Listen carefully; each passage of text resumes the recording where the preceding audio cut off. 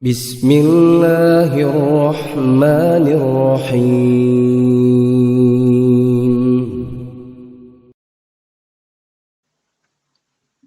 السلام عليكم ورحمة الله وبركاته.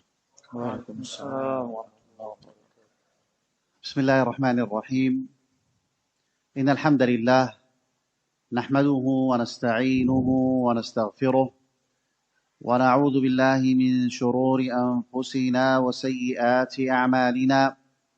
من يهده الله فلا مضل له ومن يضلل فلا هادي له، وأشهد أن لا إله إلا الله وحده لا شريك له، وأشهد أن محمدا عبده ورسوله.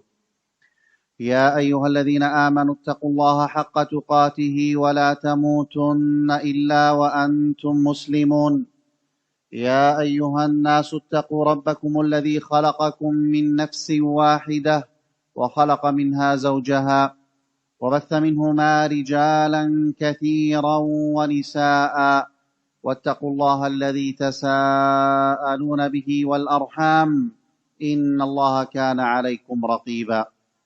يا أيها الذين آمنوا اتقوا الله وقولوا قولا سديدا يصلح لكم أعمالكم ويغفر لكم ذنوبكم، ومن يطع الله ورسوله فقد فاز فوزا عظيما. أما بعد، فإن أصدق الكلام كلام الله تعالى، وخير الهدى هدى محمد صلى الله عليه وسلم، وشر الأمور محدثاتها، وكل محدثة بدعة، وكل بدعة ضلالة، وكل ضلالة في النار. أيها الإخوة، القرآن حجة لك أو عليك. هذه الجملة جزء من حديث أخرجه الإمام مسلم، قال فيه النبي صلى الله عليه وسلم: والقرآن حجة لك أو عليك. سنتعرف في هذه الدقائق إن شاء الله تعالى على المعاني التي احتوت عليها واشتملت عليها هذه الجملة النبوية. فنبينا صلى الله عليه وسلم أوتي جوامع الكلم، الكلمات المعدودات التي تحتوي على المعاني المتعددات. Setelah Syekh mengucapkan salamnya untuk kita semuanya, kemudian menyampaikan muqaddimah yang biasa kita dengarkan, yaitu yang dikenal dengan khutbatul hajah, yang di dalamnya terkandung pujian kepada Allah, sanjungan kepada Allah. Kemudian juga Syekh membacakan ayat-ayat yang biasa dibacakan oleh para duat di muqaddimah mereka berupa wasiat takwa kepada Allah Subhanahu wa taala. Kemudian Syekh mengatakan, mengutip hadis Nabi sallallahu alaihi wasallam, Al-Qur'anu hujjatun laka aw 'alaik. Bahwasanya Al-Qur'an bisa jadi menjadi penyelamat, menjadi keamanan bagimu, atau menjadi hujjah, keburukan dan kebinasaan untukmu. Dan kalimat ini diambil dari hadis Nabi sallallahu alaihi wasallam sebagaimana tadi disampaikan, diriwayatkan oleh Imam Muslim rahimahullahu taala. Maka pada waktu ini insyaallah kita akan mengenal tentang apa yang terkandung dalam hadis tersebut, dari makna-makna yang terkandung yang disabdakan oleh Nabi sallallahu alaihi wasallam. Karena di antara keutamaan Nabi sallallahu alaihi wasallam yang Allah berikan kepada beliau, bahwasanya beliau utiya jawami'ul kalim. Beliau diberikan kalimat-kalimat yang singkat namun memiliki makna-makna yang panjang, yang mendalam dari kalimat-kalimat singkat dari hadis-hadis Nabi sallallahu alaihi wasallam tersebut. كان العرب قبل الإسلام يعيشون في جاهلية جهلاء وظلمات بعضها فوق بعض، وأشد هذه الظلمات هي ظلمة الشرك بالله سبحانه وتعالى، وعدم الاهتداء إلى توحيده. فبعث الله سبحانه وتعالى من رحمته نبينا محمدا صلى الله عليه وسلم ليرشد الناس وليخرجهم من الظلمات إلى النور، وأنزل معه القرآن الكريم، أو أنزل عليه القرآن الكريم كتاب ربنا الذي لا يأتيه الباطل من بين يديه ولا من خلفه، وهو هداية للناس وفيه بينات من الهدى والفرقان. Dulu bangsa Arab sebelum datangnya Islam, mereka hidup di zaman jahiliyah. Dan mereka hidup di zaman kegelapan, di atas kegelapan. Dan di antara kezaliman yang sangat besar atau yang paling besar yang mereka berada di dalamnya adalah kezaliman yang dinamakan dengan kesyirikan kepada Allah Subhanahu wa taala. Dan mereka tidak berada di atas petunjuk Nabi SAW. Maka kemudian Allah Subhanahu wa taala mengutus Nabi kita Muhammad SAW untuk memberikan petunjuk kepada umat manusia, memberikan bimbingan kepada umat manusia agar mereka keluar, agar mereka dikeluarkan dari kegelapan menuju cahaya yang terang benderang. Maka dari itu Allah Subhanahu wa taala menurunkan kepadanya Al-Qur'anul Karim, yaitu kitab Rabb kita, kitabnya Allah Subhanahu wa taala, yang mana tidak datang atau tidak ada di dalamnya sedikit pun kesalahan, tidak ada kekeliruan baik dari depan ataupun dari belakangnya. Dan di dalamnya ada petunjuk juga penjelasan-penjelasan untuk kita semuanya. Wal-Qur'anul Karim ishtamala ala akhbarin wa ala awamira wa nawahin, وهذه الأخبار وهذه الأوامر والنواهي والإرشادات كلنا يقرأها. Al-Quran mencakup kabar-kabar. Di dalamnya Al-Quran itu terkandung kabar-kabar. Kemudian di dalam Al-Quran juga terkandung perintah-perintah, larangan-larangan, dan juga petunjuk-petunjuk. Maka dari setiap kabar-kabar tersebut, dari setiap perintah-perintah yang ada di dalam kandungan Al-Quran tersebut, juga yang terkandung di dalam Al-Quran berupa larangan-larangan tersebut, maka setiap kita membacanya. هذه الأمور إما أن تكون حجة لك، بمعنى أنك تنتفع بما فيها، وإما أن تكون حجة عليك، بمعنى أنك تعرض عنها ولا تعمل بما فيها فتكون الحجة قد قامت عليك. Maka perkara-perkara yang tadi disebutkan dari berupa kabar, kemudian perintah, larangan-larangan yang terkandung di dalam Al-Quran, maka bisa jadi hal tersebut mendatangkan kebinasaan untuk kita, mendatangkan kebinasaan untuk Anda. Maknanya adalah ketika kita mengambil manfaat dari apa yang Allah kabarkan, Allah perintahkan, Allah larang dalam Al-Quran tersebut, maka Al-Quran menjadi penyelamat untuk kita, menjadi keselamatan untuk kita. Sedangkan ketika kabar-kabar tersebut, ketika perintah-perintah Allah tersebut, dan ketika larangan-larangan Allah tersebut, kita berpaling darinya, maka Al-Quran akan menjadi kebinasaan untuk kita. Al-Quran akan mencelakakan kita, karena kita tidak mengamalkan dari apa yang terkandung di dalam Al-Quran. دعونا نأخذ بعض الأمثلة التي توضح هذا المعنى.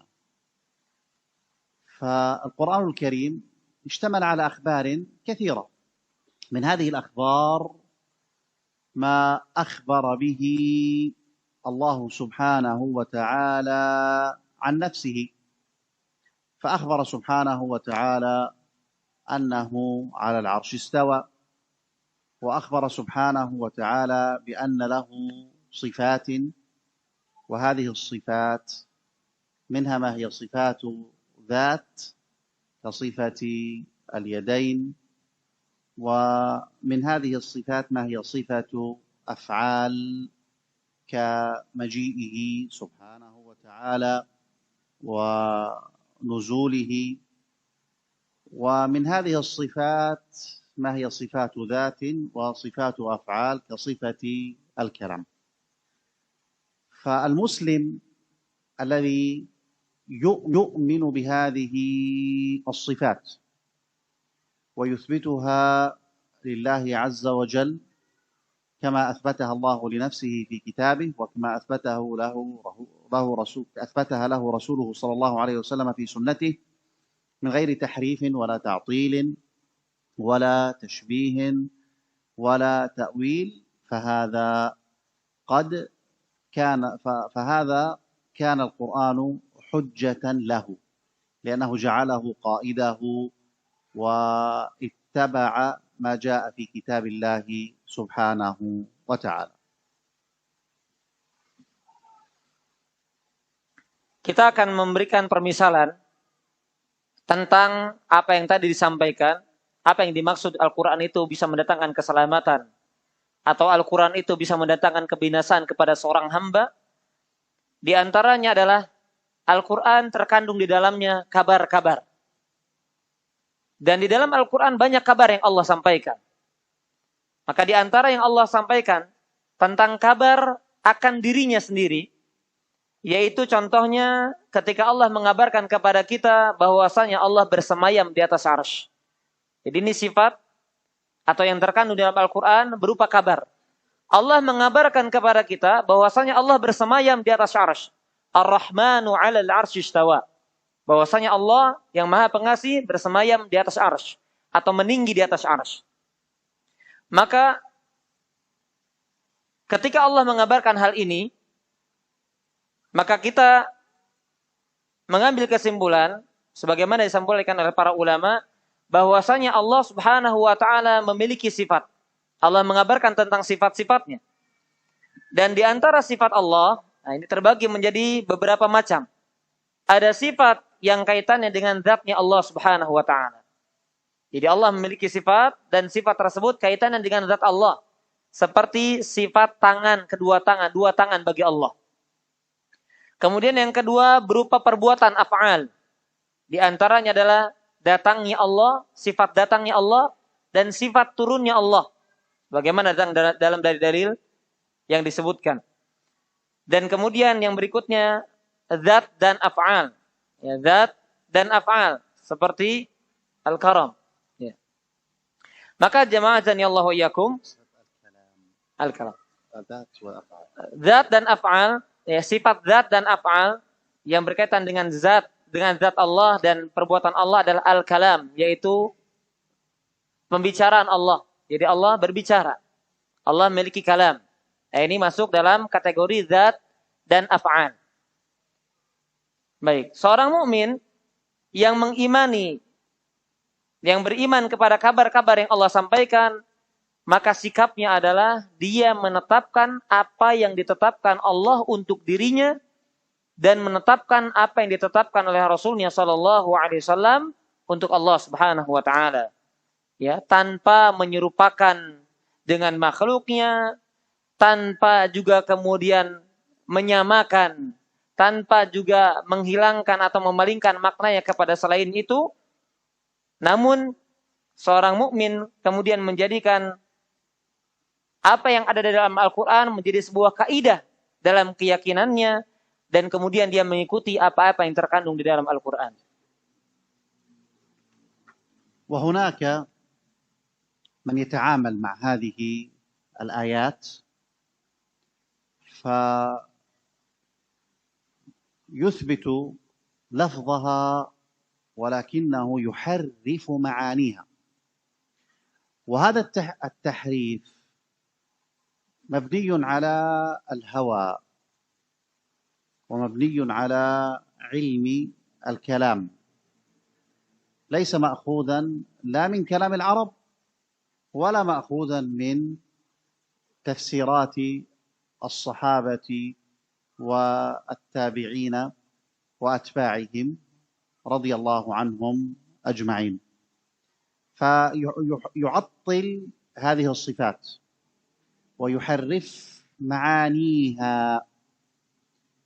وإذا قيل له ما دليلك يقول قال أفلاطون وقال سقراط وغيرهم من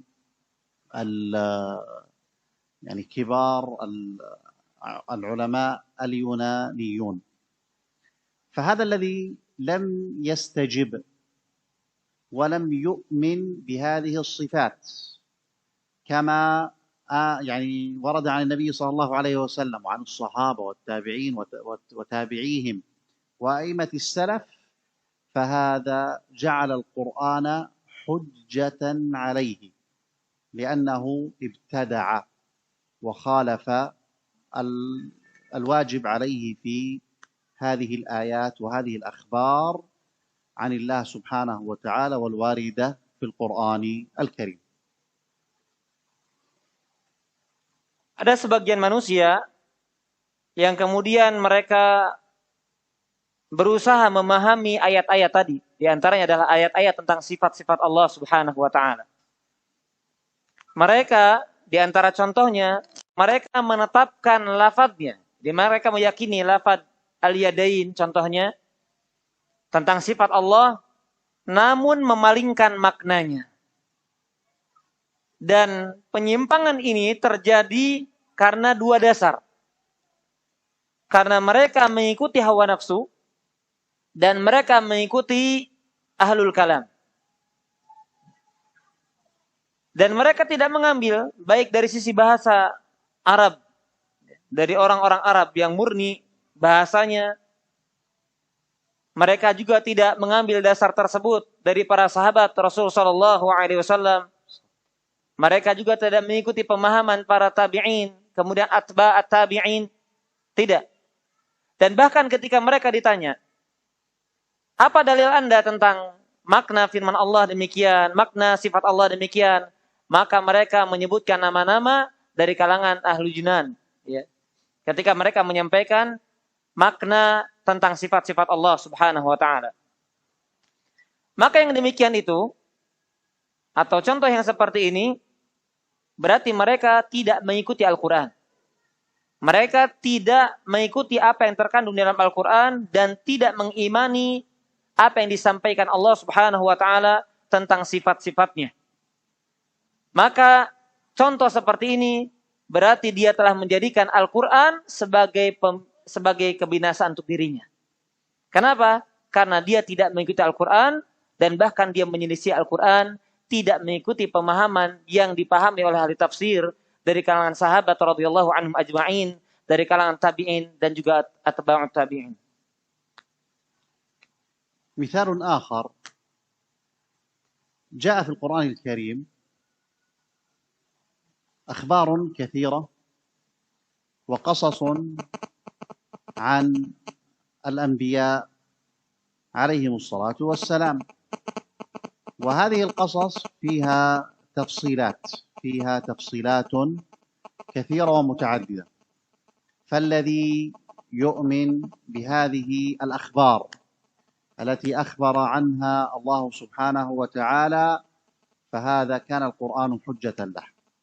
والذي يشكك في هذه الأخبار ولا يؤمن بها وتجده دائما يثير الشكوك والتساؤلات ولا يسلم لما جاء في القرآن الكريم، فهذا كان القرآن حجة عليه. Contoh lainnya, datang atau ada di dalam Al-Quran berupa kabar-kabar yang sangat banyak. Di antaranya adalah kisah-kisah para nabi. Jadi apa yang terkandung tadi kami sampaikan, kami ulangi, ada berupa kabar, perintah, larangan. Nah, di antara contoh kabar-kabar yang ada dalam Al-Quran sangat banyak. Di antara adalah kisah-kisah para nabi alaihi wassalatu wassalam. Dan di dalam kisah-kisah tersebut ada rincian-rincian yang Allah jelaskan. Ada rincian-rincian yang Allah jelaskan dalam Al-Quran. Maka siapa saja yang mengimani dari kisah-kisah tersebut berikut dengan rincian-rinciannya, maka dia masuk dalam kategori Quran menjadi hujjah baginya. Artinya Quran menjadi penyelamatnya. Quran menjadi pembelanya. Quran menjadi kebaikannya. Tetapi bagi siapa yang tidak mengimani apa yang Allah Subhanahu wa taala kabarkan di dalam Al-Qur'an berupa kisah-kisah para nabi dan juga rincian-rinciannya, maka dia telah menjadikan Al-Qur'an sebagai kebinasaan bagi dirinya. أيضا من الأخبار التي جاءت في القرآن الكريم ما أخبر به الله سبحانه وتعالى عن خلق السماوات والأرض وعن كثير من الأشياء سواء تتعلق بالحيوان أو تتعلق بالنبات. فهذه الأشياء من آمن بها وصدقها فهذا جعل القرآن حجة له، ومن أخذ يشكك فيها خاصة فيما يتعلق بأمور يعني الكواكب والنجوم ونحوها فهذا جعل القرآن حجة عليه. فالمؤمن سواء أدرك هذه الأشياء أو لم يدركها فإنه يؤمن بها ويسلم، فهذا القرآن حجة له. الذي يكون القرآن حجة عليه هو من يشكك ويكثر الاعتراضات والشكوك والتساؤلات.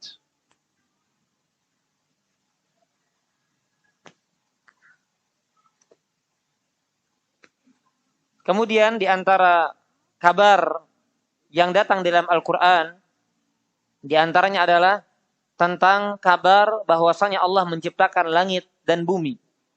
Kemudian apa-apa yang berkaitan dengannya, dari hewan-hewan, tumbuhan, dan seterusnya. Maka siapapun yang mengimani apa-apa yang Allah kabarkan berupa penciptaan langit, berupa penciptaan bumi, hewan, tumbuhan, dan yang lainnya, maka dia telah menjadikan Al-Quran sebagai pembelanya. Sedangkan orang-orang yang mendatangkan keraguan-raguan, yang mendatangkan hal-hal yang aneh di dalam memahami apa yang Allah kabarkan di dalam Al-Quran, maka contoh seperti ini adalah dia telah menjadikan Al-Quran sebagai kebinasaan untuk dirinya. Maka seorang mukmin hendaknya dia mengimani apa-apa yang Allah kabarkan. Walaupun entah dia mengetahui atau dia tidak ketahui, ketika Allah kabarkan maka imani saja. Ya, ketika Allah kabarkan di dalam Al-Quran, imani saja. Apakah dia tahu atau tidak tentang bintang, ya, misalnya, atau tentang bulan dan seterusnya. Apapun yang Allah kabarkan, dia imani. Itulah sikap seorang mukmin. كلنا يعلم أنه يوجد في القرآن أخبار وإشارات إلى أشياء علمية تتعلق بالكون، تتعلق بخلق الإنسان، المراحل التي يمر بها الجنين إلى آخره. قام طبيب فرنسي بعمل دراسة، وهذا الطبيب الفرنسي اسمه موريس بوكاي، فقرأ الإنجيل كاملا ونظر في الأشياء التي ذكرت وتتعلق بالعلم، فوجد أن العلم الحديث يتناقض مع كثير مما ذكر في الإنجيل. ثم قرأ التوراة وأخرج ما فيها من أشياء تتعلق بالعلم ونحو ذلك سواء في خلق السماوات والأرض أو غيرها، وأثبت أن هناك تناقض كبير بين ما هو موجود في التوراة وما توصل إليه العلم الحديث. وفي أثناء قراءته واستخراجه الآيات العلمية من القرآن أو الإشارات العلمية من القرآن الكريم لم يجد أي تناقض مع ما بين العلم الحديث وما ذكر في القرآن الكريم، فبعد هذه الدراسة أعلن إسلامه وألف كتابه التوراة والإنجيل والقرآن في ضوء العلم الحديث، وهو كتاب جميل جدا أنصحكم بقراءته. نعم. Setiap kita mengetahui bahwasanya dalam Al-Quran terdapat kabar-kabar yang berkaitan dengan alam semesta, dengan penciptaan manusia, dengan berbagai macam fasenya. Maka di dalam kisah nyata ini ada seorang dokter dari Perancis yang dia meneliti tentang keilmuan masa kini. Maka kemudian keilmuan yang ada di masa kontemporer, ya, masa kini, dia buka dari Taurat. Dia buka dari Taurat. Kemudian dibandingkan apa yang terkandung dengan ilmu masa kini kontemporer dengan apa yang terkandung di dalam Taurat. Dan dia mendapatkan ada kontradiktif antara apa yang terjadi di masa kini, ilmu yang kontemporer ini, yang terkini, dengan apa yang terkandung di dalam Taurat. Kemudian dia membandingkan lagi, dia ambil Injil. Ternyata dia meneliti kembali dan dia mendapatkan adanya kontradiktif. Dia bertabrakan makna antara apa yang terkandung di dalam Injil dan apa yang dia teliti dengan ilmu yang ada di masa kini, ya, ilmu-ilmu kontemporer. Tetapi kemudian dia membaca Al-Quran. Dia teliti, dia baca. Dan di tengah-tengah dia membaca, kemudian dia sandingkan dengan ilmu masa kini kontemporer dan tidak sedikit pun ada yang kontradiktif. Maka kemudian setelah dia meneliti dan terus meneliti, dan dia meyakini akan kebenaran Al-Quran, maka setelah itu dia kemudian mengumumkan keislamannya, dia masuk Islam, dan bahkan menyusun sebuah buku dengan judul, ya, Taurat, Injil, Quran dengan keilmuan masa kini. Maka Syekh mewasiatkan kita untuk memiliki buku tersebut. ننتقل إلى ذكر مثال فيما يتعلق بالأوامر والنواهي. فمثلا مما نهى عنه الله سبحانه وتعالى في القرآن الكريم، نهى عن التعامل بالربا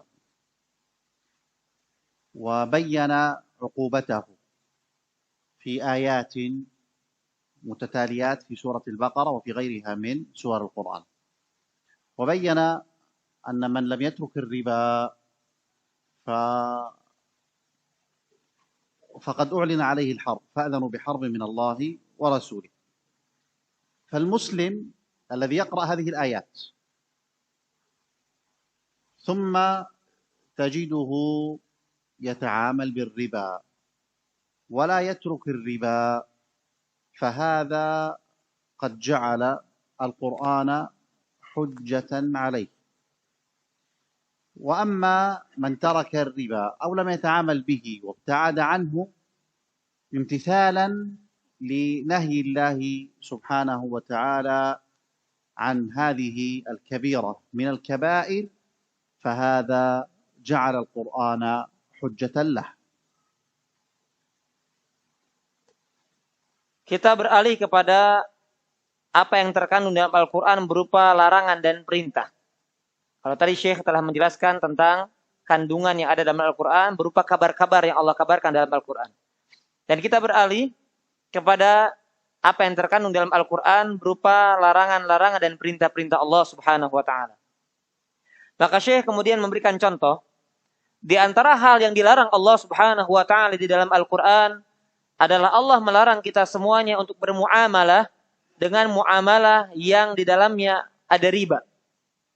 Dan bahkan Allah sampai-sampai menjelaskan kepada kita apa hukuman bagi pelaku riba. Ya, di dalam ayat yang berurutan yang ada dalam surah Al-Baqarah tentang ayat riba, ya Allah jelaskan di sana. Bahkan Allah Subhanahu wa Ta'ala jelaskan tentang hukumannya. Allah mengancam dan menantang perang bagi siapa saja yang masih bermuamalah dengan muamalah riba. Fa'adhanu biharbim minallah. Maka Allah menantang perang, ya, bagi siapa saja yang bermuamalah dengan muamalah riba. Maka bagi seorang muslim yang dia membaca Al-Quran tentang ayat riba, dia bahkan tahu tentang hukum, dia mengetahui tentang akibat dari riba tersebut, tetapi dia masih bermuamalah dengan muamalah riba, maka dia masuk dalam golongan Quran menjadi hujjah alaih. Quran menjadi kebinasaan untuk dirinya. Namun sebaliknya, seorang muslim yang dia kemudian membaca, ya bahkan dia tidak melakukan muamalah riba, dan dia lakukan itu, maksudnya dia meninggalkan muamalah riba itu karena berharap bahwasannya dia melakukan hal tersebut atas dasar Allah yang larang, maka dia telah menjadikan Quran sebagai pembela dan penyelamat untuk dirinya. Allah subhanahu wa ta'ala أمر بإقام الصلاة وإيتاء الزكاة وصوم رمضان وغيرها من العبادات الكثيرة التي أمر الله سبحانه وتعالى بها في كتابه. فمن امتثل أمر الله عز وجل وأقام الصلاة كما أمر الله سبحانه وتعالى وكما جاء في سنة الرسول صلى الله عليه وسلم، وكذلك الزكاة والصوم والحج وغيرها، فهذا جعل القرآن حجة له.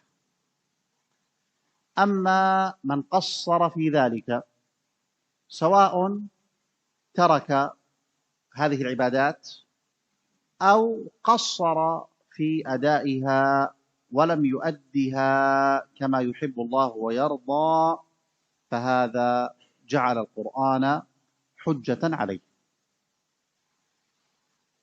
Allah Subhanahu wa taala memerintahkan di dalam Al-Qur'an, di antara perintahnya adalah Allah memerintahkan kita untuk melaksanakan salat. Ini bentuk perintah yang sebelumnya Syekh menjelaskan tentang larangan. Nah, perintah-perintah di dalam Al-Qur'an banyak sekali Allah sebutkan, di antaranya menegakkan salat, menunaikan zakat, berpuasa di bulan Ramadan, dan perintah-perintah yang lainnya dari berbagai macam ibadah kepada Allah Subhanahu wa taala yang Allah perintahkan di dalam Al-Qur'an. Maka barang siapa saja yang mentaati Allah dengan mengerjakan apa-apa yang Allah Subhanahu wa taala perintahkan, dia mengerjakan salat sebagaimana yang diperintahkan, sebagaimana yang dijelaskan oleh Nabi SAW dalam hadis-hadisnya, maka dia telah menjadikan Al-Qur'an menjadi pembelanya, menjadi penolongnya. Sedangkan siapa saja yang tidak memperhatikan hal ini, baik dia meninggalkan secara keseluruhan, atau dia mengerjakan tapi tidak sesuai tuntunan, tidak sebagaimana yang Allah perintahkan, walaupun dia mengerjakan salat, maka dia telah menjadikan Al-Quran sebagai hal yang akan membinasakannya. وهكذا إذا نظرنا في جميع الأوامر والنواهي التي جاءت في القرآن الكريم، فمن امتثل ما أمر الله سبحانه وتعالى به وفعله وامتثل ما نهى الله سبحانه وتعالى عنه فاجتنبه، فهذا يكون قد جعل القرآن حجة له. ومن خالف الأوامر فلم يفعلها وخالف النواهي ففعلها، فهذا قد جعل القرآن حجة عليه. Dan demikianlah apabila kita memandang dan melihat dalam segala bentuk perintah-perintah yang Allah perintahkan dalam Al-Quran, ataupun bentuk larangan-larangan yang Allah larang dalam Al-Quran, maka barang siapa yang mengerjakan apa yang Allah perintahkan, jadi perintah Allah dikerjakan, dan kemudian larangan-larangan Allah dia tinggalkan, maka dia masuk dalam golongan bahwasanya Quran menjadi hujjah baginya, menjadi pembela dan penolong untuknya. Tetapi sebaliknya, barang siapa yang menyelisihinya, ketika Allah perintahkan, justru dia tidak mengerjakannya. Ketika Allah larang, justru dia mengerjakan larangan-larangan Allah, maka dia telah menjadikan dirinya masuk dalam golongan orang-orang yang dihujat dengan Al-Quran, dibinasakan karena Al-Quran. Karena dia tidak mau mengamalkan apa yang Allah perintahkan dan justru mengerjakan apa-apa yang Allah larang. كذلك من الأشياء التي أود التنبيه عليها العناية بما أمر الله سبحانه وتعالى به من أعمال القلوب الحسنة والتي يكون فيها تزكية النفس من إخلاص العمل لله سبحانه وتعالى، ومن الخشوع والخشية لله، والخوف والإنابة وغير ذلك من الأعمال التي يحبها الله ويرضاها وأمر بها عباده. فالمؤمن الذي يمتثل هذه العبادات القلبية فهذا جعل القرآن حجة له. وهناك أعمال قلبية سيئة وخبيثة وهي من أمراض القلوب نهانا الله عنها، أعظمها الشرك بالله سبحانه وتعالى والبدع والمعاصي، ومنها العجب والكبر والاستعلاء على الناس وغير ذلك من أعمال القلوب السيئة. فمن امتثل ما أمر الله عز وجل به وابتعد عن هذه الأعمال السيئة وعمل الأعمال الصالحة فهذا يكون قد زكى نفسه وكان القرآن حجة له.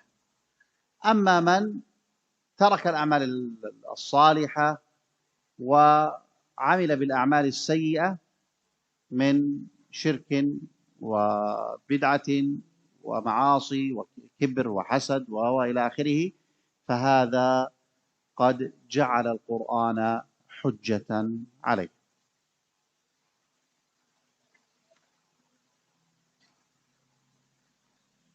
Demikian juga yang ingin disampaikan oleh Syekh, dan perhatian ini ya, kami harap untuk diperhatikan, yaitu tentang amalan hati. Tentang amalan hati, yang sifatnya amalan hati. Karena Syekh tadi, di antara bentuk amalan-amalan yang dijelaskan oleh Syekh adalah amalan-amalan yang nampak. Adapun yang ingin kemudian ditekankan dalam masalah ini adalah amalan hati, berupa amalan-amalan kebajikan. Yang dengan amalan-amalan tersebut, maka dia telah mensucikan dirinya. Atau yang dikenal dengan istilah tazkiyatun nafas. Yaitu di antara amalan-amalan hati yang perlu kita perhatikan adalah mengikhlaskan amal setiap perbuatan semata-mata hanya mengharapkan ridho Allah Subhanahu wa taala. Kemudian juga khusyuk. Kemudian khasyah, rasa takut kita kepada Allah, khauf. Kemudian bagaimana kita kembali kepada Allah Subhanahu wa taala.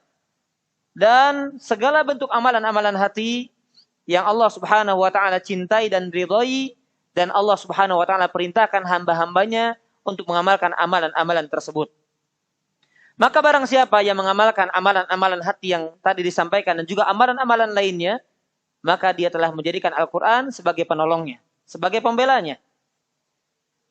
Adapun bentuk amalan hati dari amalan-amalan keburukan yang kaitannya dengan amalan hati, dan ini merupakan penyakit hati. Ya, masuk dalam bagian penyakit hati. Di antara contohnya adalah kesyirikan. Dan ini adalah amalan yang paling buruk, yang paling menjijikan. Yaitu kesyirikan kepada Allah Subhanahu wa taala. Kemudian kebid'ahan, kemaksiatan. Ya, di antaranya adalah ujub, bangga diri, sombong, merasa tinggi, merasa lebih atas dari manusia lainnya, dan amalan-amalan keburukan yang lainnya.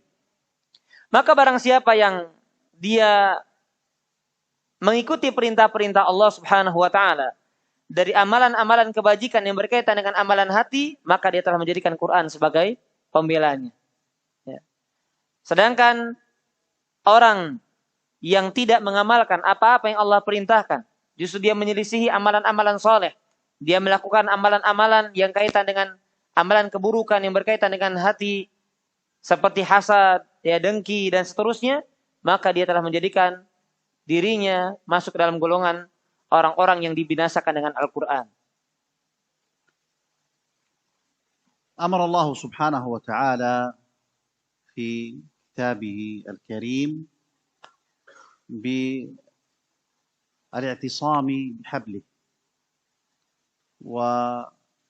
والاجتماع، ونهانا الله سبحانه وتعالى عن التفرق، فقال سبحانه وتعالى ناهيا: ولا تكونوا من المشركين من الذين فرقوا دينهم وكانوا شيعا كل حزب بما لديهم فرحون. فالله سبحانه وتعالى بين حال المشركين وأنهم لا يجتمعون، وإنما هم متفرقون كل حزب بما لديهم فرحون. وهذا الحال هو نفسه الحال الذي كان عليه الصحابة رضي الله عنهم في الجاهلية قبل الإسلام، ولهذا امتن الله عز وجل عليهم بأن جعلهم أمة واحدة، بأن جعلهم مجتمعين غير متفرقين.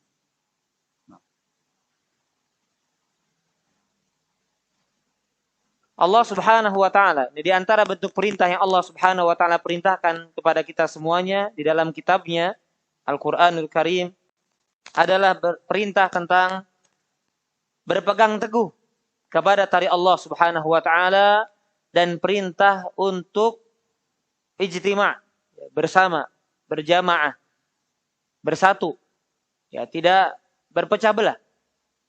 Dan Allah Subhanahu wa taala perintah, Allah larang kita semuanya untuk berpecah belah, bergolongan-golongan, ya, berkelompok-kelompok. Sebagaimana yang Allah firmankan di dalam surat Ar-Rum, ya, Allah katakan di ayat 31 dan ayat 32, "Wala takunu minal musyrikin." Dan janganlah kalian termasuk orang-orang yang musyrik, mempersekutukan Allah Subhanahu wa taala. Kemudian Allah sebutkan sifatnya, minal ladzina farraqu dinahum, yaitu orang-orang yang memecah belah agama mereka. Wa kanu syi'a, dan mereka menjadi beberapa golongan. Kullu hizbin bima ladaihim farihun, dan setiap golongan berbangga dengan golongannya masing-masing. Dan kondisi seperti ini adalah kondisi para sahabat radhiyallahu anhum ajma'in ketika mereka berada di zaman jahiliyah sebelum datangnya Islam. Mereka terpecah belah, berkelompok-kelompok, berbeda keyakinan dan seterusnya. Maka Allah Subhanahu wa taala kemudian memerintahkan kepada mereka agar mereka berjamaah, bersatu, ya, berkumpul dan tidak berpecah belah. ويقول الله عز وجل: يا أيها الذين آمنوا اتقوا الله حق تقاته ولا تموتن إلا وأنتم مسلمون. هذه الآية من الآيات التي كان يكررها النبي صلى الله عليه وسلم كثيرا في خطبة الحاجة. ثم ذكر الله عز وجل في الآية التي بعدها ما يعين على التقوى، فقال سبحانه: واعتصموا بحبل الله جميعا ولا تفرقوا. فالاجتماع والاعتصام بدين الله عز وجل وكون المؤمنين مؤتلفين غير مختلفين، فإن في اجتماع المسلمين على دينهم وائتلاف قلوبهم يصلح دينهم وتصلح دنياهم، وبالاجتماع يتمكنون من كل أمر من الأمور، ويحصل لهم من المصالح العظيمة الشيء الكثير. فيكون الاجتماع على طاعة الله وعلى دين الله وعلى الأمر بالمعروف وعلى النهي عن المنكر، ويكون الاجتماع على البر والتقوى.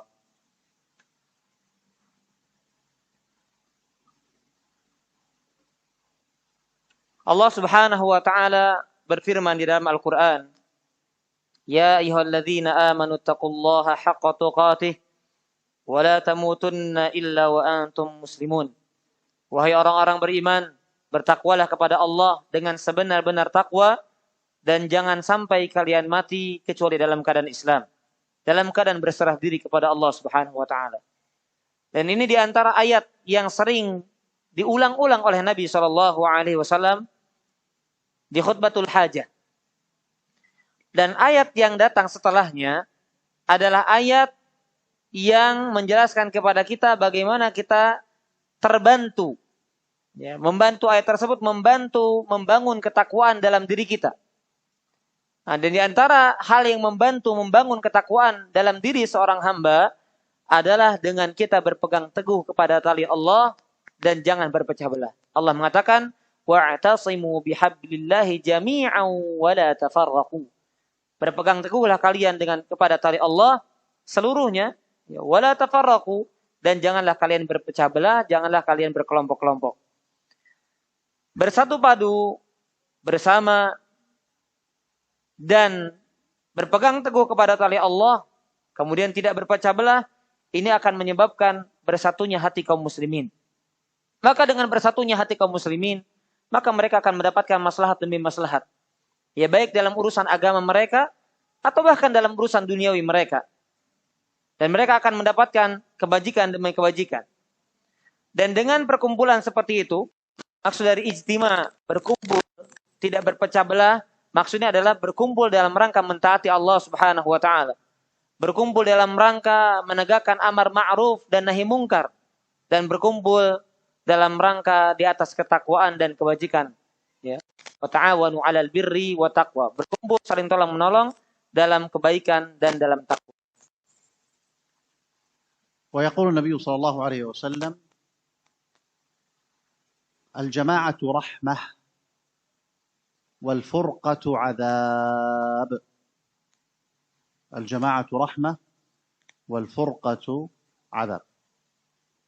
فمن قرأ النصوص الكثيرة جدا سواء في القرآن الكريم أو في سنة النبي صلى الله عليه وسلم والتي كلها تحث على الاجتماع وتنهى عن الافتراق، فإن الذي يسعى في أسباب الاجتماع مع إخوانه ويبعد أسباب الافتراق فإن هذا الذي جعل القرآن حجة له ولم يجعل القرآن حجة عليه. Nabi Shallallahu Alaihi Wasallam bersabda, berjamaah itu, bersatu, berkumpul itu adalah rahmat. Sedangkan perpecahan adalah adab. Maka barang siapa yang membaca dari nas Al-Quran dan nas-nas hadis Nabi Shallallahu Alaihi Wasallam, maka kita akan dapatkan dari berbagai macam tersebut nas-nas yang memotivasi, mendorong kita agar kita bersatu padu dan melarang kita untuk berpecah belah. Maka barang siapa yang dirinya berusaha untuk menuju persatuan dan tidak menyebabkan perpecahan, maka dia telah menjadikan Quran sebagai penolongnya. Tetapi barang siapa yang sebaliknya, dia berjalan, dia melangkah, yang menyebabkan langkah dan jalannya tersebut menyebabkan perpecahan, perseteruan ya di antara kaum muslimin, di antara jamaah, maka dia telah menjadikan Quran sebagai hujjah alaih, yaitu sebagai kebinasaan bagi dirinya. والقرآن الكريم وكذلك السنة النبوية ذكرت أسبابا كثيرة لوقوع الافتراق. من ذلك عدم الإخلاص لله سبحانه وتعالى. فالأصل أن المؤمن يعمل لله خاصة في عموم أموره وخاصة في ما يتعلق بالدعوة إلى الله سبحانه وتعالى. فلا يكون يعني في ذلك حظ في نفسه، ولا يكون هوى لنفسه في ذلك، وإنما يعمل لله سبحانه وتعالى. ومن كان يعمل لله عز وجل فإنه يستوي عنده المدح والذم. يعني إن عمل خيرا لا ينتظر من الناس أن يمدحوه، وإن عمل خيرا فذمه من ذمه فلا يلتفت، لأنه يعمل خير، وهذا الخير عمله لله ولم يعمله للناس، لم يعمله من أجل الناس، وإنما عمله من أجل الأجر والثواب من الله سبحانه وتعالى. ولذلك يقول الله عز وجل: قل هذه سبيلي أدعو إلى من؟ أدعو إلى الله على بصيرة أنا ومن اتبعني. من دقيق فقه الإمام محمد بن عبد الوهاب رحمه الله تعالى في كتاب التوحيد لما ذكر المسائل عند هذه الآية: أدعو إلى الله. قال بعض الناس وإن كان يظهر أنه يدعو إلى الله فهو في حقيقة أمره يدعو إلى نفسه، وأقول أنا يدعو إلى حزبه، أو يريد أن يكثر سواده وأن يكثر أتباعه، فهذا من علامة الخذلان والعياذ بالله تعالى.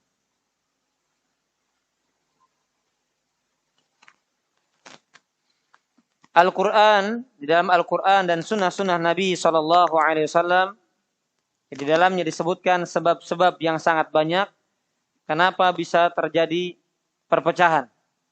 Ya, kenapa? Sebab terjadinya perpecahan di antara kaum muslimin.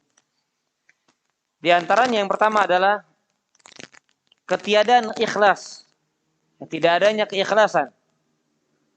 Maka hukum asal bagi seorang mukmin hendaknya dia beramal hanya semata-mata karena Allah Subhanahu wa taala. Terutama dalam perkara-perkaranya, ibadah-ibadah yang berkaitan dengan dirinya, dan khususnya juga adalah ketika dia berdakwah kepada Allah Subhanahu wa taala. Dia menyeru umat manusia untuk menuju jalannya Allah Subhanahu wa taala. Dan dia tidak berharap bagian untuk dirinya. Tidak berharap bagian untuk hawa nafsunya, tetapi dia mengamalkan amalan-amalan hanya semata mengharapkan ridha Allah Subhanahu wa taala. Dan tidak ada pengaruhnya antara pujian dengan cacian manusia. Tidak berpengaruh dalam hidupnya dan tidak pengaruh dalam ibadahnya antara cacian dengan pujian. Artinya apa? Artinya ketika dia melakukan kebaikan, dia tidak menanti pujian terlebih dahulu baru dia mengamalkan. Dan ketika dia mengerjakan kebaikan, ketika manusia mencacinya, maka tidak pengaruh, tidak berefek kepada ibadah yang dia kerjakan, kepada amal yang dia lakukan.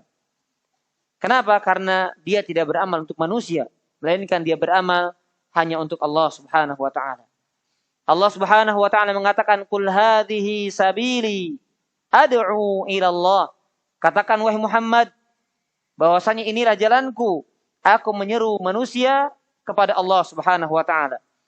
Dan di antara pemahaman yang sangat mendalam dari pemahaman Syekh Muhammad bin Abdul Wahab rahimahullahu taala, kata beliau, dia mengatakan kalimat di dalam ayat tadi ad'u ilallah yang artinya aku menyeru umat manusia kepada Allah, tetapi ada sebagian orang nampaknya dia seolah-olah berdakwah mengajak manusia ke jalan Allah. Tapi tidak terasa di dalam hatinya ternyata dia ada niatan agar memperbanyak jumlah jamaahnya, memperbanyak jumlah followersnya, memperbanyak pengikutnya dan seterusnya. Maka seolah-olah dia terlihat berdakwah semata-mata karena Allah, tetapi pada hakikatnya dia berdakwah menyeru manusia untuk menyeru kepada dirinya sendiri, memperbanyak pengikutnya, memperbanyak umatnya, memperbanyak jamaah kajiannya. Dan ini kata beliau di antara tanda kerugian, kebinasaan. من أسباب الاختلاف ووقوع الافتراق بين الإخوة الذنوب والمعاصي، كما جاء عن النبي صلى الله عليه وسلم الحديث فيما معناه أنه لم يفترق اثنان إلا بسبب ذنب أحدثه أحدهما. فأثر الذنوب والمعاصي أثر كبير وأثر سيء. فالواجب على المسلم أن يبتعد عن الذنوب والمعاصي، وإذا وقع في ذنب أو معصية فإن عليه التوبة من هذا الذنب أو من هذه المعصية، فإن لم يتب منها فإنه سيرى أثرها على نفسه وعلى أولاده وعلى أهله وعلى دعوته. فالواجب على المسلم دائما أن يكون توابا وأن يكون منيبا إلى الله سبحانه وتعالى. كلما وقع في الذنب فإنه يستغفر الله عز وجل من هذا الذنب. Di antara sebab perpecahan yang terjadi di antara kaum muslimin atau di antara para ikhwah adalah adanya dosa dan kemaksiatan. Sebagaimana disebutkan di dalam hadis Nabi SAW yang disebutkan dalam maknanya, tidaklah dua orang berpisah kecuali karena dosa yang dilakukan salah satu dari keduanya. Kenapa demikian? Karena dosa dan maksiat itu punya efek negatif, punya dampak yang buruk kepada diri. Maka bagi siapa saja yang jatuh ke dalam dosa, jatuh ke dalam lubang dosa, maka hendaknya dia bertobat kepada Allah Subhanahu wa taala. Dan barang siapa yang tidak bertobat kepada Allah dari dosa yang dia kerjakan, maka dia akan melihat bagaimana dampak buruknya, entah itu berkaitan dengan dirinya, entah itu berkaitan dengan anaknya, dengan keluarganya, dengan dakwahnya, dan seterusnya. Ada efek atau dampak buruk yang akan dia lihat sebab dosa yang dia kerjakan atau maksiat yang dilakukan. Maka setiap kali seorang itu melakukan dosa, hendaknya dia beristighfar, memohon ampun kepada Allah dari dosa-dosa yang dia kerjakan. أيها الإخوة، خلاصة هذا الكلام أن من سعى في اجتماع كلمة الإخوة وكان سببا في عدم تفرقهم فإنه يكون قد جعل القرآن حجة له، ومن كان سببا في تفرق الإخوة وعدم الاعتصام بحبل الله سبحانه وتعالى فإن هذا يكون قد جعل القرآن حجة عليه. فإن من مقاصد الشريعة التي بعث بها النبي صلى الله عليه وسلم الاجتماع والائتلاف وذم التفرق والاختلاف. Para ikhwah sekalian, rahimani Allah wa iyyakum, kesimpulan dari apa yang kami sampaikan tentang sebab perpecahan di antara kaum muslimin adalah barang siapa yang dia berusaha menjadi penyebab persatuan umat, persatuan di antara ikhwah, di antara saudara-saudara kaum muslimin, maka dia telah menjadikan dirinya berada dalam golongan bahwasanya Quran akan menjadi pembela dirinya. Ya, dia tidak menjadi sebab perpecahan umat. Tetapi sebaliknya, barang siapa yang menjadi penyebab, siapapun dia, yang menjadi penyebab terpecahnya kaum muslimin, terpecahnya antara ikhwah, antara jamaah, maka dia masuk dalam golongan Quran menjadi hujjah alaih. Quran menjadi kebinasaan untuk dirinya. Dan di antara maqasid syariah, di antara maksud syariat, adanya syariat Allah Subhanahu wa taala adalah bagaimana umat manusia itu bersatu, tidak berpecah, tidak kemudian berkelompok-kelompok. Itu di antara maksud besar adanya syariat Allah Subhanahu wa taala. Kemudian mereka bersatu padu dan berpegang teguh kepada tali Allah Subhanahu wa taala. أيها الإخوة، الأمثلة كثيرة وكثيرة جدا، يعني مما ورد في القرآن الكريم وورد في سنة النبي عليه الصلاة والسلام لما يكون حجة لك، أن يكون القرآن حجة لك أو حجة عليك. ولكن جماع هذا الأمر كله أنك تنظر في نفسك، فإن كنت تعظم ما جاء في القرآن الكريم من أخبار ومن أوامر ومن نواهي، فاعلم أنك على خير وأن القرآن حجة لك. وإن كنت متساهلا فيما يتعلق بالأخبار، فيما يتعلق بالأوامر والنواهي والعياذ بالله تعالى، فاعلم أن القرآن حجة عليك. ومن كان القرآن حجة له فإنه يهدى إلى الصراط المستقيم، ومن كان القرآن حجة عليه فإنه يكون قد ضل ضلالا مبينا بعيدا والعياذ بالله تعالى.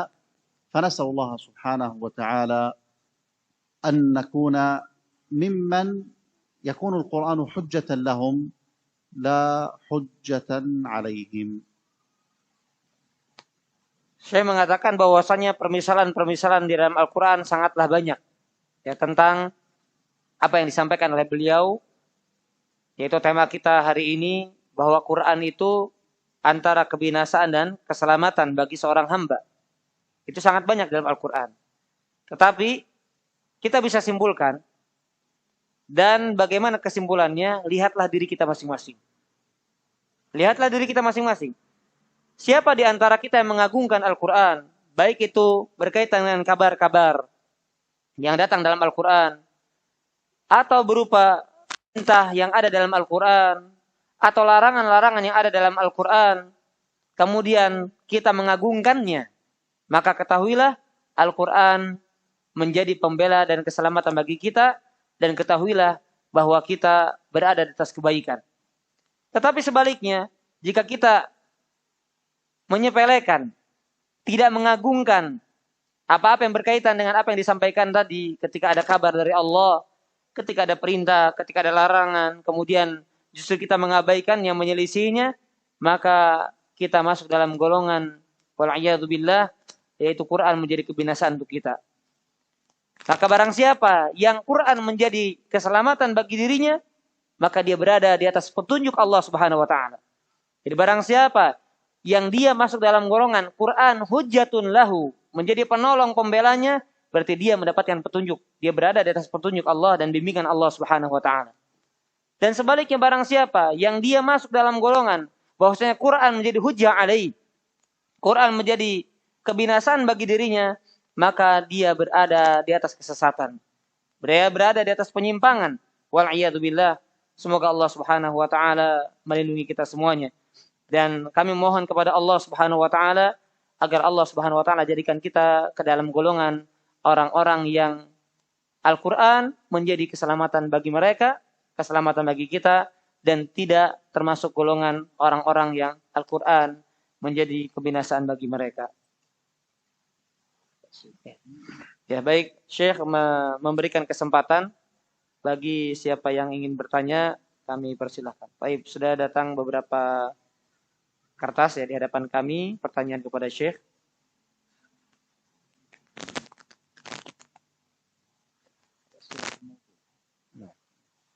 Ma hukmu nahnu naqra al-Qur'an lakin lam natadabbar karena lam nafham al-Arabiyyah.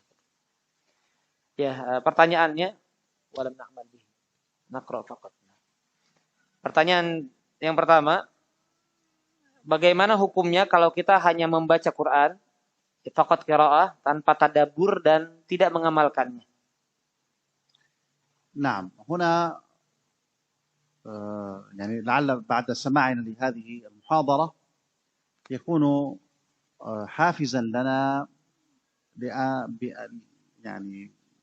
بأن نتعلم معاني القرآن الكريم. كما أننا نحرص على قراءة القرآن الكريم، فكذلك نحرص على قراءة ترجمة معاني القرآن الكريم. والأمر يعني سهل وميسور. في القديم كان لابد أن تبحث عن كتاب وإلى آخره. الآن كلنا نحمل الهواتف، ويعني تستطيع أن تجعل ترجمة المعاني معك، وكلما قرأت يعني بضع آيات فإنك تقرأ معانيها مما يعينك على فهم كلام الله عز وجل، مما يورث ذلك العمل، مما يورث ذلك العمل. وهذا هو منهج النبي عليه الصلاة والسلام في تعليم الصحابة رضي الله عنهم القرآن الكريم. كان يعلمهم 5 آيات 5 آيات، 10 آيات 10 آيات. يقول عبد الله بن مسعود رضي الله عنه: كنا لا نتجاوز 10 آيات حتى نحفظها ونعمل بما فيها، فحفظنا العلم والعمل. كما أنك مأمور بالقراءة، أنت أيضا مأمور بالفهم، فنحن نحرص على القراءة ونترك الفهم، لا، نجمع بينهما ونرتب أوقاتنا. وكما أنه يكون هناك وقت للقراءة، يكون هناك وقت لقراءة التفسير. ويعني لو بدأت بالسور التي تحفظها والسور التي دائما تقرأها في صلاتك، وهكذا شيئا فشيئا، ثم تزيد وتتعلم حتى تفهم معاني كلام الله سبحانه وتعالى. Apa yang kami sampaikan dalam kajian tadi, ini juga sudah menjadi ada jawaban ya dari apa yang disampaikan. Dan kemudian saya menyampaikan bahwasanya di antara kewajiban kita berkaitan dengan hak Al-Quran adalah bagaimana kita belajar makna Al-Quran. Dan kita membaca terjemah. Dan bahkan ini telah dimudahkan jalannya oleh Allah Subhanahu wa taala. Ya dulu orang harus buka kitab, bawa-bawa kitab, cari kitab. Sekarang bisa lewat handphone ya. Lewat handphone, ketika kita tidak paham kemudian kita klik, kita baca sehingga kita bisa memahami apa yang terkandung di dalam ayat-ayat Allah Subhanahu wa taala. Dan memahami apa yang ada dalam Al-Qur'an ini membantu kita untuk kemudian kita bisa mengamalkan apa yang terkandung dalam Al-Qur'an. Karena kalau tidak paham bagaimana kita akan beramal? Ya, kepahaman seorang terhadap Al-Quran akan mewariskan amal kepada dirinya. Dan ini diantara manhaj, metode Nabi SAW. Ketika beliau SAW mengajarkan kepada para sahabatnya Al-Quran. Apa yang diajarkan Nabi? Nabi mengajarkan 5 ayat. Nabi mengajarkan 10 ayat. Sebagaimana dikatakan oleh Abdullah bin Mas'ud radhiyallahu anhu ardah. Kata beliau, dulu kami tidaklah melewati 10 ayat. Ya, tidak melebihi 10 ayat. Sampai kami menghafalnya, kemudian kami mengamalkannya. Maka dengan begitu kami hafal dan kami mengamalkannya. Ya, terjaga ilmu dan terjaga amal karena bertahap. Ya. Maka kemudian kata Syekh, kita bertahap dari ayat-ayat dan surat-surat yang biasa kita hafal, coba direnungi, coba dibaca tafsirnya. Ya, maka insya Allah sedikit demi sedikit kita akan paham apa-apa yang Allah maksudkan di dalam Al-Quran berupa makna-makna Al-Quran.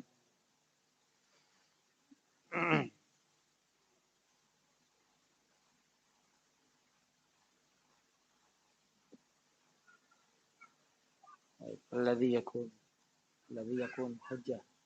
Al-Quran hujjah lahu. Hal indama yaqra Al-Quran lahu thawabun la. Indama yaqra lahu thawabun la. Apakah orang-orang yang masuk dalam kategori mendapatkan kebinasaan dari Al-Quran? Al-Quran menjadi hujah alaih, tetapi ketika baca Al-Qurannya dapat pahala atau tidak? نعم، تلاوة القرآن يعني مراتب، فمن كان يقرأ بلا فهم فإنه يثاب، من كان يقرأ مع الفهم والتطبيق فهذا الذي يكون القرآن حجة له، لا شك أن أجره أعظم، والله أعلم. Ya, membaca Al-Quran itu ada tingkatan-tingkatan ya. Maka orang yang baca Quran tapi tidak paham, maka Allah berikan pahala untuk dia. Tetapi barang siapa yang baca Al-Quran, kemudian dia paham, kemudian dia mempraktekkan apa yang dia baca dari Al-Quran, maka tentunya pahalanya lebih besar. Wallahu a'lam bishawab.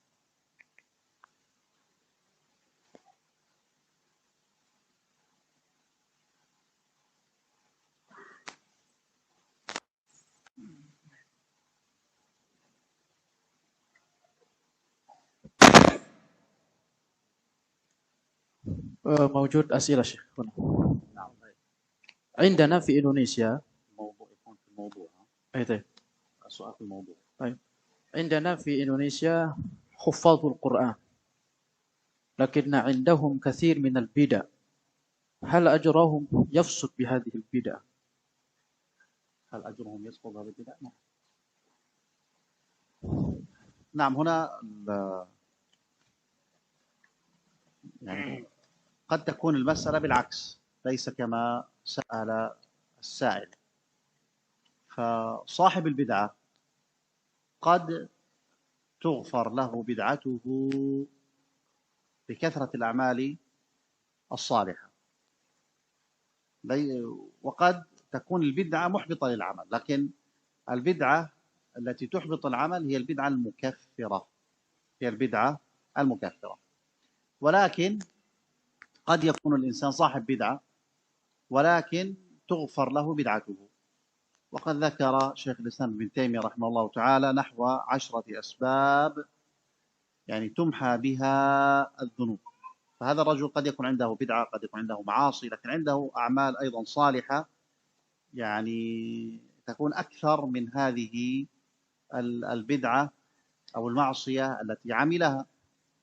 قد يعني يغفر له بدعاء، يعني بدعاء الناس، قد يغفر له برحمة رب العالمين سبحانه وتعالى. فهذا أمر يعني غيبي بيد الله عز وجل، والله أعلم. Jadi di sini ada pertanyaan. Banyak penghafal Al-Quran, tetapi di sisi mereka itu banyak bid'ah. Lalu apakah bid'ah itu menghapus amalan-amalan mereka? Kata Syekh, amalan bid'ah yang menghapuskan itu adalah bid'ah mukaffirah. Bid'ah mukaffirah. Bisa saja orang yang melakukan kebid'ahan itu dihapus dia kesalahannya karena dia banyak melakukan amal soleh. Ketika mungkin bid'ah itu posisinya lebih sedikit dan amal solehnya lebih banyak, maka bisa saja Allah Subhanahu wa taala mengampuninya. Dan itu tersebut oleh Syekhul Islam Ibn Taimiyah rahimahullahu taala. Di antara sebab-sebab orang itu dihapus dari kesalahannya itu di antaranya dengan doanya, atau kedua dengan memperbanyak amal saleh. Dan yang menghapuskan amalan itu adalah bid'ah mukaffirah. Wallahu a'lam.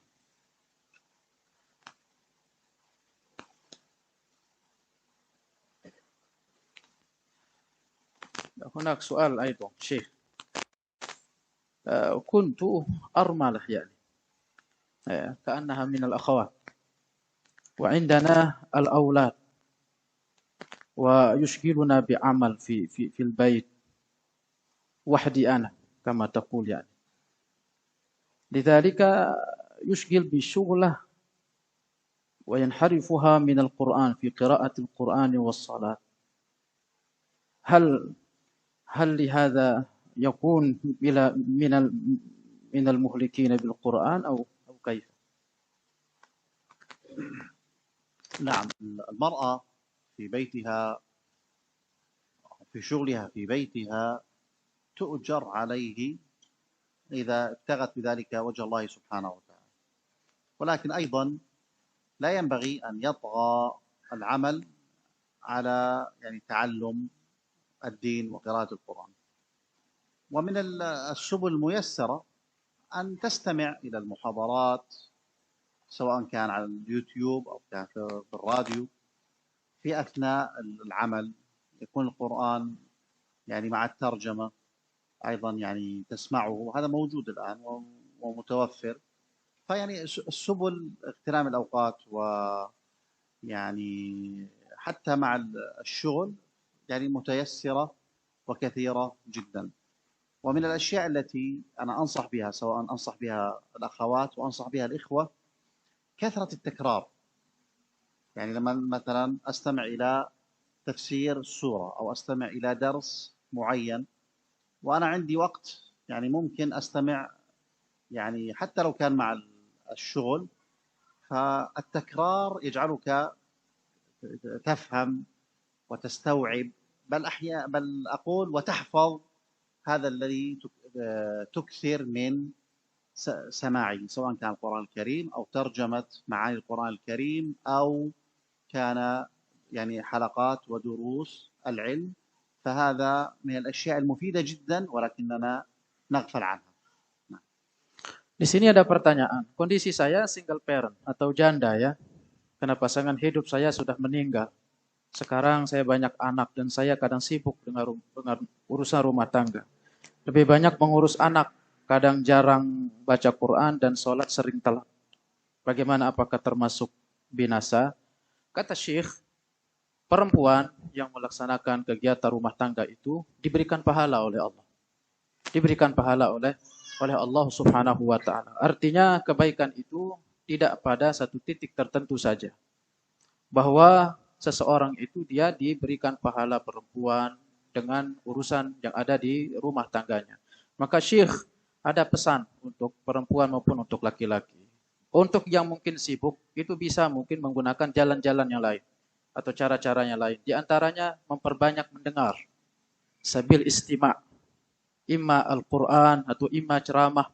Dan memperbanyak mengulang-ulang. Bisa saja mungkin dengan banyak mendengar itu, jadi banyak menghafal. Itu yang disampaikan oleh Syekh. Wallahu a'lam.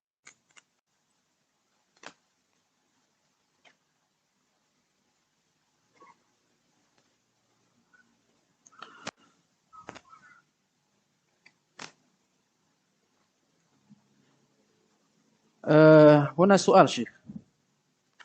هل نتمسك بعلماء المعين يعني؟ هل يعتبر بالغلو؟ مثلا نتمسك بكلام شيخ فوزان حفظه الله في الفتوى في أي شيء، هل يعتبر غلو؟ لو لم يذكر يعني أي اسم كان أفضل.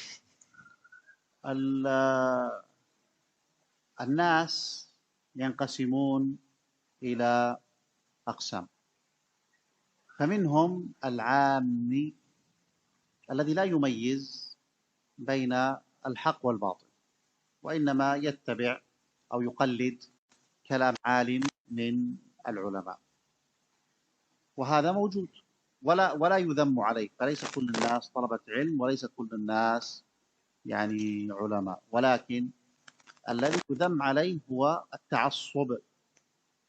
أنت ارتضيت قول عالم من العلماء وتثق بعلمه تأخذ به، لكن لا تلزم غيرك به ولا تجعله يعني تجعل عليه الولاء والبراء، لا سيما أن هناك مثلا قول آخر لعالم آخر أو لعلماء آخرين. هذا الأول.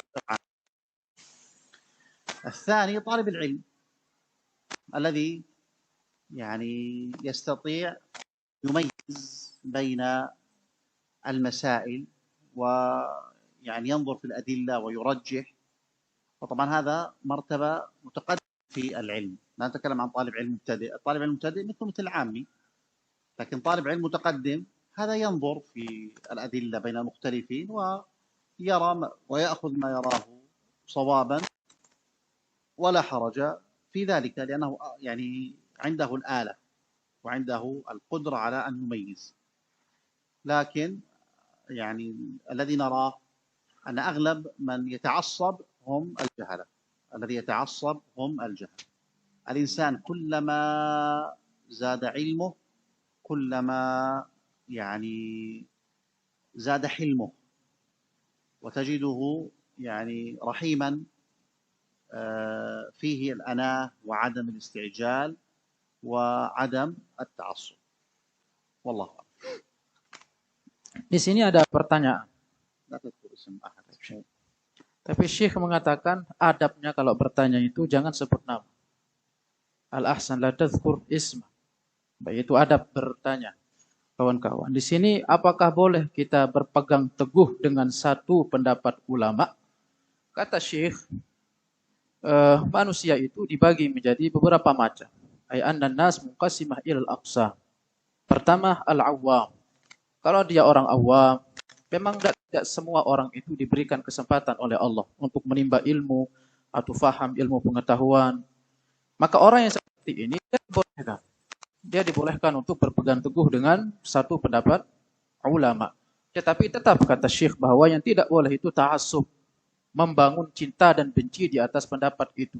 Artinya apa? Ketika dia datang dengan pendapat yang lain lebih kuat dalilnya, maka tetap dia harus pegang dalil tersebut. Kemudian kedua, talibil ilm, yaitu orang penuntut ilmu. Orang yang bisa membedakan mana yang salah dan mana yang benar. Kata Syekh bahwa umumnya keras itu lahir dari orang-orang yang jahalah, orang-orang yang bodoh. Maka demikian, orang itu semakin banyak ilmunya, maka semakin bertambah kedewasaannya. Maka demikian, kita harus terus belajar menuntut ilmu agar semakin banyak dari ilmu-ilmu yang kita ketahui. Wallahu a'lam.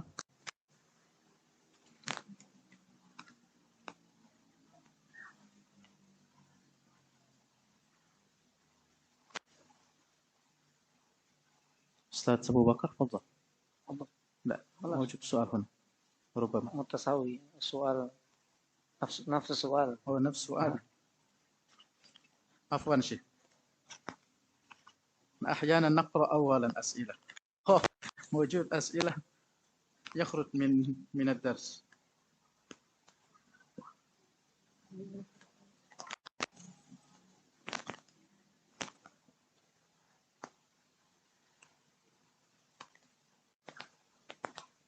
شيخ حفظك الله، حكم للأولاد لكن يخالف السنة، هل يقبل أم لا؟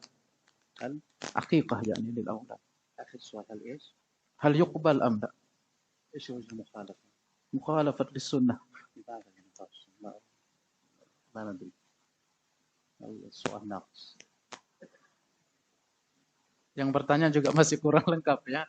Syekh bertanya, menyelisihi sunnah dalam bentuk apa?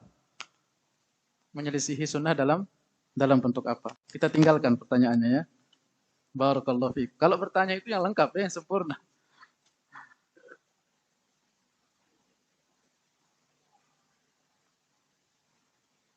عندك أسئلة في الموضوع؟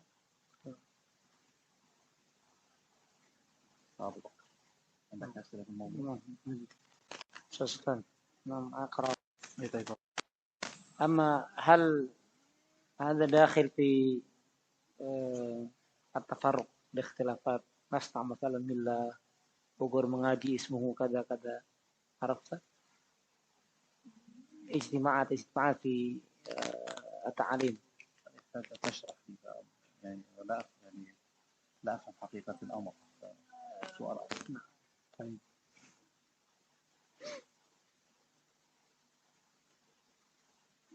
baik. Masalah riba dakhil fil mawdu'. Hal masalan الربا masalah الربا إذا كان أحد هو مسلم يأخذ قول الأستاذ الذي يبيح الربا هل يأثم هو؟ الربا في البنوك الربوية Ya, pertanyaannya di sini masalah riba, bila seorang muslim ikut pendapat seorang ustadz yang membolehkan riba, apakah dia berdosa atau tidak? يعني هذا سؤال عجيب. يعني الله عز وجل يحرم الربا، وهذا يقول أتبع قول شخص يعني يجيز الربا. يعني وما كان لمؤمن ولا مؤمنة إذا قضى الله ورسوله أمرا أن يكون لهم خيرة من أمرهم. نحن مأمورون باتباع كلام الله وكلام رسول الله صلى الله عليه وسلم. وأما من خالف يعني مخالفة ظاهرة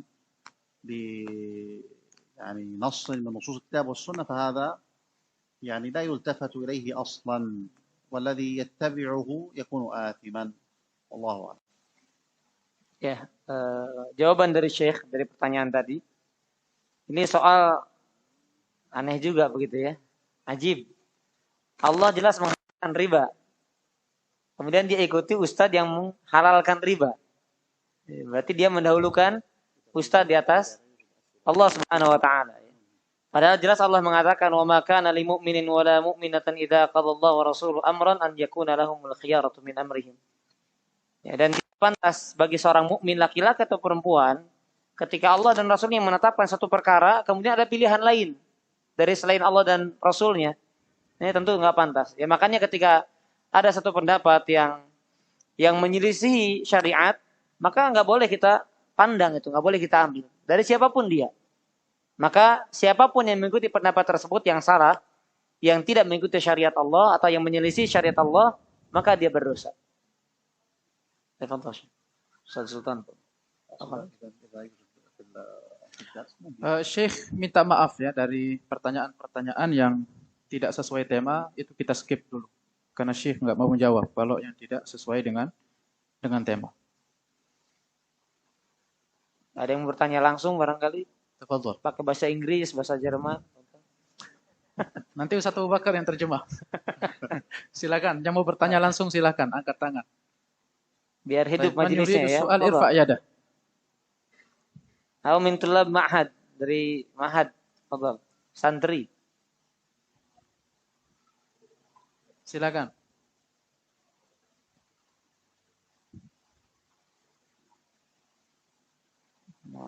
Baik, hunaka soal tariqah li tadabbur Quran. طريقة Li tadabbur Quran. ذكرناها قبل قليل. سؤال مكرر.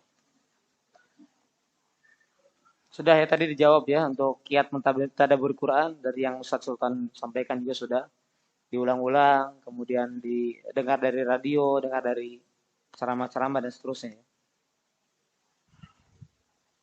Banyak soal yang sama ya, jadi Ana nggak bacakan karena banyak pertanyaan yang ya, walaupun beda kata-katanya tapi intinya sama, jadi nggak Ana bacakan. Ustaz. Soal akhir.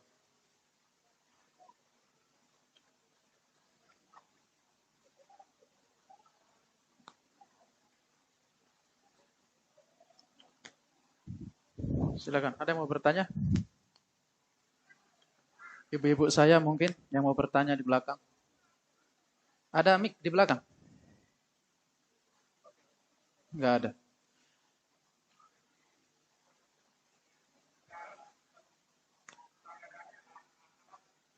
Oh, pertanyaan. Apa pertanyaannya?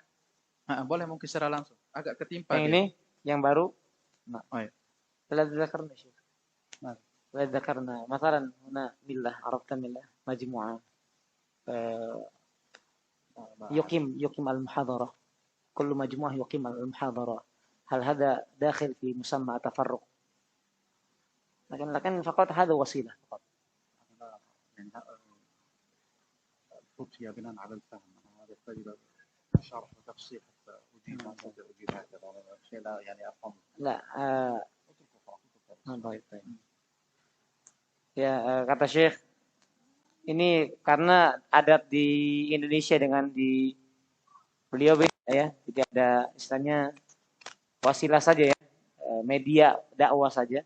Kata Syekh mungkin beliau dia nggak jawab dulu karena butuh dengan penjelasan dulu. Harus ada rincian maksudnya. Seperti apa hal-hal seperti ini. Kan ada Bogor mengaji, ada apa begitu ya. Nanti mungkin bisa tanya Ustaz Sultan di belakang layar insyaallah. وعندنا موجود مجموعة اسمه ملة شيخ مجلس علم أهل السنة. خلاص انا هذا يحتاج تشرحون لي. أيوه. افهم انا لا اعرف هذا يعني. بارك الله فيك شيخ. Ya silakan, masih ada lagi kalau ada pertanyaan.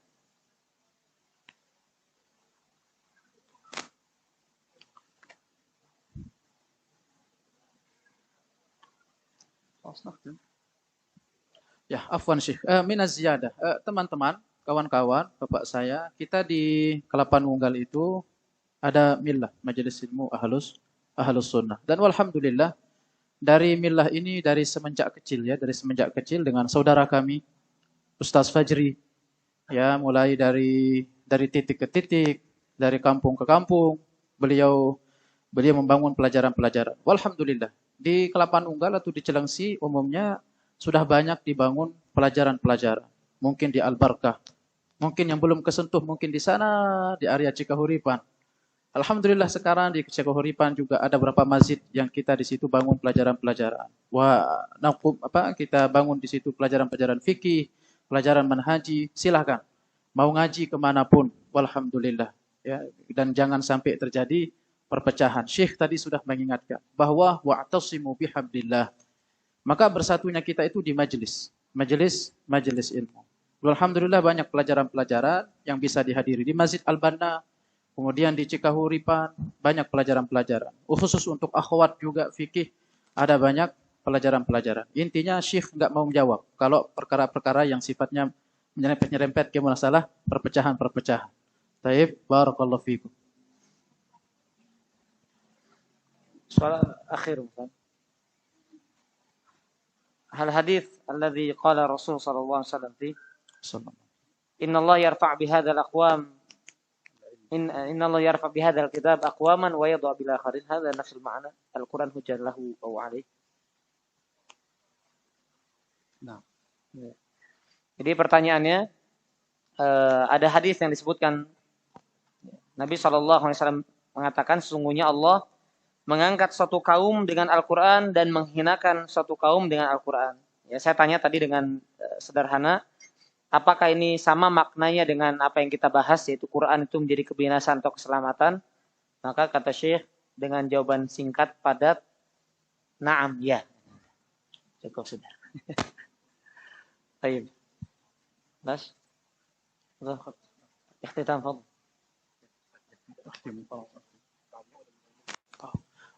Afwan Syekh.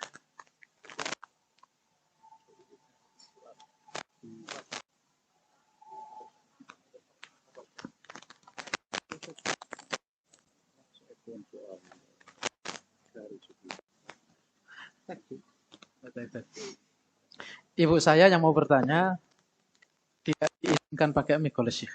Kalau bisa langsung saja pakai kertas kata Syekh. Barakallahu. Afwan minta ya. Kalau bisa dicatat saja. Kita tunggu. Kalau yang mau tanya silakan dicatat. Kita tunggu sebelum Syekh menutup kajian.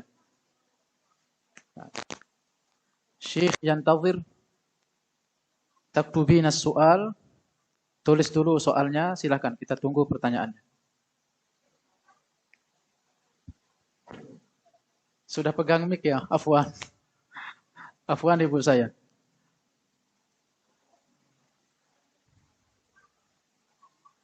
Coba panitia periksa, mungkin pertanyaannya sudah jadi. Maaf.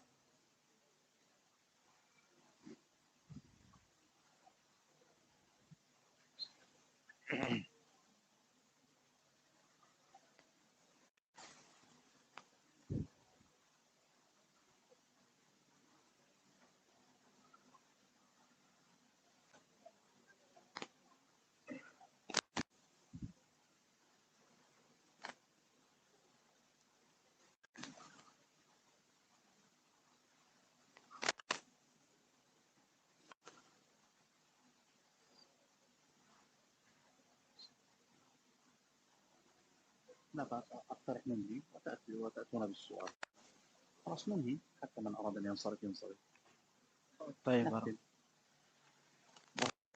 تأتي به إليكم.